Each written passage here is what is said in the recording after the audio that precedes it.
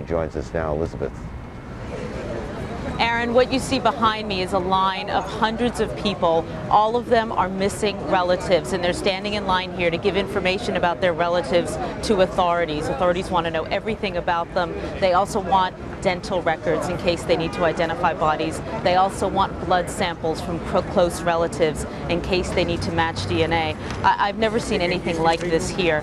Families are handing out flyers to the media, hoping for some news on their relatives. Here, for example, Paul Ortiz is missing. He was on the 107th floor of the first tower, 10-month-old baby Rebecca. Darren Bohan was on the 102nd floor. Katie McGarry Nowak, she was a newlywed. She had just shown a wedding video, gathered her friends together to show them a video just the day before. Here we have Joseph Mistrulli. It says, God and angels up above, send us home, the one we love. And I have here with me Vinnie Kamaj, whose father, Rocco, was in the World Trade Center. And can you tell me where he worked and when your family last heard from him? My father was a window washer on Tower 2, the observation deck. He worked the rig outside. He last called us at 9:15 a.m. from the 105th floor, where he said there was 200 to 300 people just on that floor waiting for them to be told to head down. And did he say that he was heading down, or did he feel safe? He said, don't panic, to my mom. He said, don't get upset. Tell my kids I'm going to be okay, not to worry about it. I'm in God's hands. We're all going to be okay, don't worry. And tell me why today you're distributing these flyers. This morning, my mom woke me up early telling me that his name was on one of the survivor lists on an internet web page, and that we can get the best information from the building behind us, the armory. And what happened when you went into the armory here? I have a case number. I looked it up to see if my dad was in any of these hospitals, and no luck yet. What's in your head now about what you think happened? I don't know. I know that my father, he wouldn't have just left everyone behind. He would have looked for his workers. He would have helped people out. He did it on the 90th when they bombed it in '93. He helped a pregnant woman down the stairs.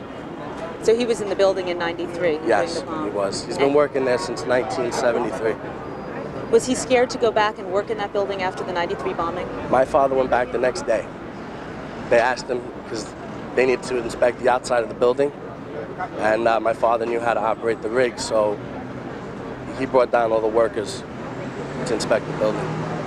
If you think your father might be out there somewhere, what would you want to say to him? I want to tell him that we all miss him. His little nephew, Luke, misses him, and that we're strong. We got hope. Thank you. Thank you. Aaron, I've been talking to these families for 2 days now, and all of these stories are very much like this. People are just hoping that their relatives are out there somewhere, and they're begging us to talk about them, to show their pictures, hoping that if someone's seen them, that they might be able to identify them and give some information. Aaron? They were window washers and lawyers and investment bankers and maintenance workers, and they shared very little in their lives, but on Tuesday morning they shared one of the great American tragedies, and now their families look for them and pray for them, and it utterly breaks your heart. Judy? Aaron, it's very hard to talk after listening to the gentleman Elizabeth was just talking with. It does break your heart. Airplane travel in this country, one of the things we've been very much keeping an eye on. Most of the airlines have resumed flights, but they are running only a limited schedule. They are concentrating first on those flights that were suspended on Tuesday when all of this mayhem first happened. But even with a new activity at some of the airports, like what you're seeing here in Atlanta, there are others that still remain closed at this hour. CNN's Patty Davis has been following the air travel story over the last few days. Patty, bring us up to date on how much travel is now being permitted and what is going on. Patty. Well, Judy, air travel slowly ramping up at the nation's airports. The airline industry says that, in fact, as of late this afternoon, there are about 1,200 flights in the air. The FAA says that most of those, though, were diverted flights, originally diverted because of the Terrorist Act, as well as airlines repositioning their flights to get them to the airports where they need to be. FAA says that there have been no new flights, but airlines are filing their flight plans for new flights at this time. Now, currently 67% of the airports have met the FAA's stringent new security standards to reopen. Now, those include the ones that are open now: Dulles Airport, among them Atlanta, Los Angeles, the New York airports, Dallas, Fort Worth. Now, notably still closed, Washington Reagan Airport. That is the airport that's about a mile and a quarter away from where that one plane crashed into the Pentagon. Now, overseas carriers not allowed to fly, and actually you're seeing pictures there right now at Washington's Reagan National Airport. This morning they put 3 massive snow blowers in front of the air traffic control tower. They say that they wanted to prevent terrorist acts there. Those have since been replaced by huge concrete barriers. Now, foreign carriers, as I was saying, overseas carriers are not allowed right now by the FAA into the United States.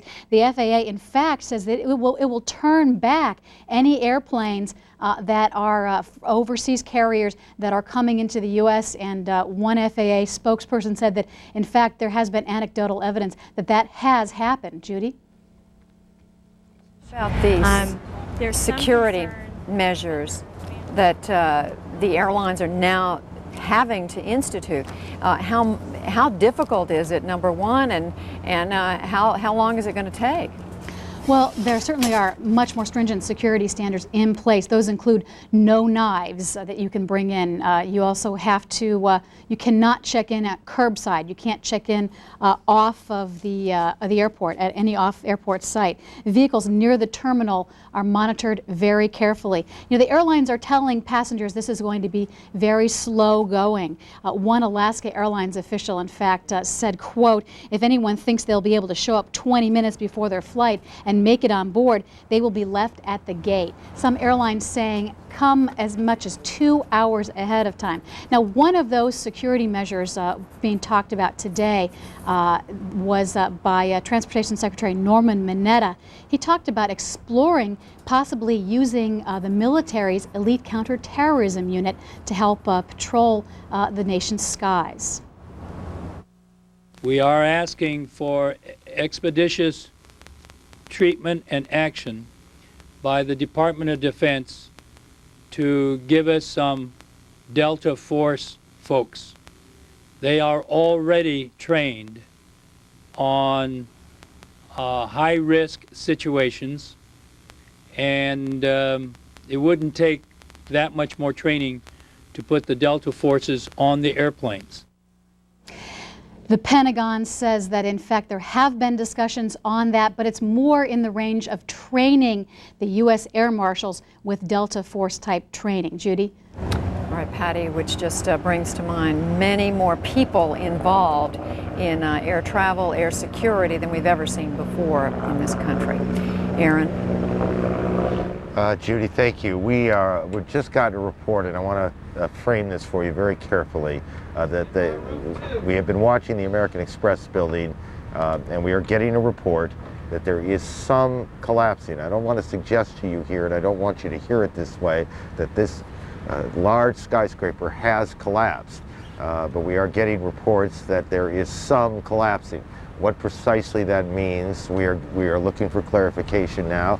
I don't know how much more serious the situation is down there, but the American Express building is one of 2 buildings in the area of the site that are extremely unstable. Many of those buildings are unstable, but these 2, one Liberty Plaza, I'm going to just turn around here while I talk to you for a second just to see what's going on behind me. That the American Express building is getting some crumbling. Or some collapsing, and we'll keep an eye on that. The building has been a triage center. It's been a morgue as well. Several hours ago, this situation started to deteriorate, and the firefighters in the area, the people who were working in the triage unit, and in the morgue were told to get out, and they did. Rescue teams were moved away from the building. It is just another example, again, of how unstable the situation is there, and we will endeavor to figure out exactly what subcollapsing means, how much more serious the situation is at the American Express building about 30 blocks away